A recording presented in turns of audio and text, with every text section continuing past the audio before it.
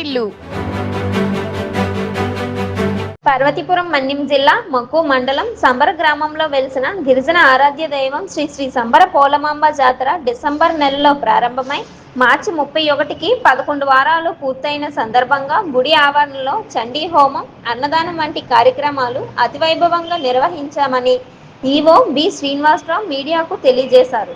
ఇంతటితో సంబర పోలమాంబ జాతర ముగింపు అవుతుందని అన్నారు.